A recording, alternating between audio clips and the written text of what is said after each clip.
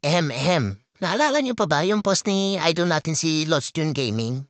Yung tungkol nga dun sa Peking Unknown na natuturo ng mga kakaibang strategy. Gaya ng skeleton at may 15 healers. Kaya nung napanood ko yung video ni Lost June, pasabi nila ako ng grabe naman yun, 15 healers tapos skeleton at nireplyan nga ako ni Lost June, gawan ko to ng content, kaya sabi ko masubukan nga. At eto na nga, yung troops composition ni Peking Unknown. At dito ko nga ginamit sa TH14 ko na rush. Dahil sa makikita nyo, mga low level talaga yung mga hero, kasama na mga equipment.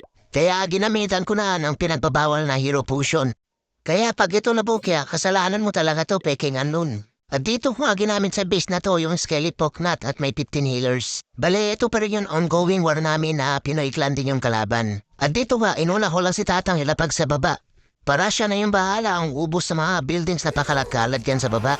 Tapos dito naman sa may 9 o'clock, tinanggal ko na yung Archer Tower at Mortar gamit yung mga Baby Dragon at ilang pirasong balloons. Bago ko nilapag yung Flame para matanggal na rin yung Single IT. At mga ibang defense na abot ni Flame. Hindi ko maalam kung tama ba yung mga ginagawa ko dito pero sinubukan ko pa rin. Kaya ito na nga yung Skelly Poknat.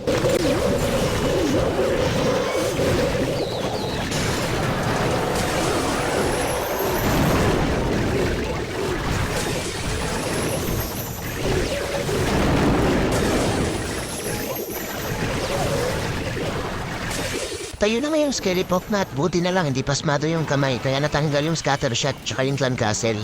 Kaya dito nilapag ko na yung Queen ko sa may taas para mapatay niya na yung enemy Queen.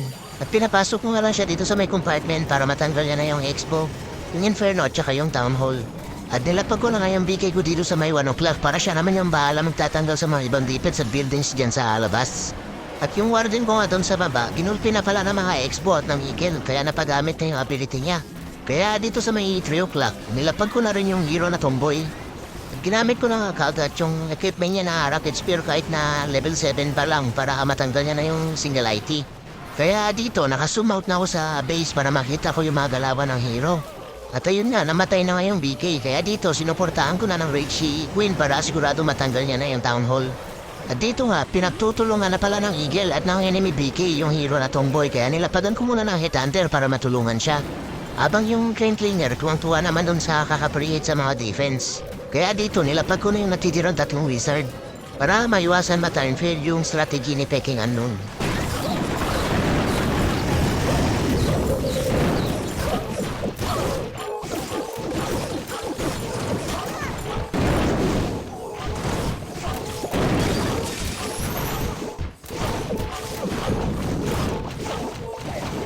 At ayun na nga, hindi na nga nagamit yung isang press at isang NB. Kaya nakachamba yung Skelly Poknat na may 15 healers. Kaya dito kumuha ako ng backup at ginamit na agad yung second attack. At ganun pa rin yung strategy, Skelly Poknat na may 15 healers. At dito ko ginamit yung second attack ko sa number 7. Mas matigas na yung buto-buto nito kaysa dun sa unang attack dahil sa halos max nasa stage 14 yung base niya. Kaya dito, inunahan ko lang ng Skelly Poknat yung Eagle at saka yung Flame Castle. At ito nga yung nangyari sa Skelly Poknat.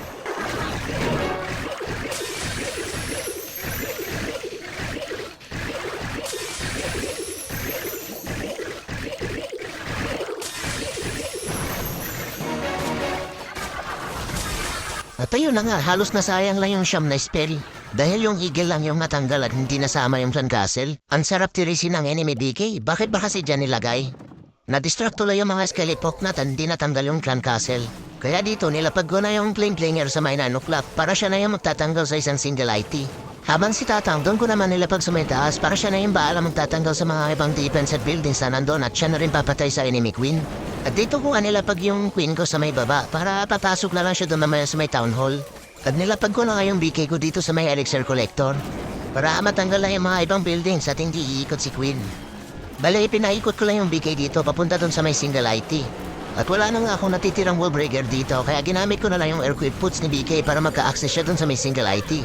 Kaya dito nilapag ko na rin yung Tomboy at ginamit agad yung ability niya para matanggal na yung mga ibang defense at hindi puntahan ni Queen. Kasi kailangan yung Gwen makapasok doon sa may Town Hall. At baka mapiso pa yung strategy na Skelly Poknat. At dito nga, ginamit ko na nga yung ability ni BK na Spiky Ball at saka Earthquake Boots para makapasok sama siya doon sa may single IT. Kaso naabnoy na naman at iniwasan yung single IT. Masayang lang tuloy yung mag-iisa kong priest doon. Kaya dito pinabayaan ko na lang mamatay si BK. Buti pa yung baka marunong sumunod at pumunta doon sa may Singularity. Kaso tinusta ng Wizard Tower at ng Archer Tower. Kaya ayun, nagkaroon ng bituin sa may ulo. At dito nga, dahil sa hindi natanggal yung Clan Castle, kaya lumabas yung 3 puting gwardya. At pinagtulungan na nga yung tomboy at gusto pang isunod yung win ko dito. Pero buti na lang at tanggal niya na yung town hall bago siya pagtulungan ng 2 puting gwardya. Ang problema, may 2 pang single IT na naiwan at nag-iisa na yung rage ko dito. Kaya manalangin na lang sa mga anghel kung kaya pa ba i-restart to.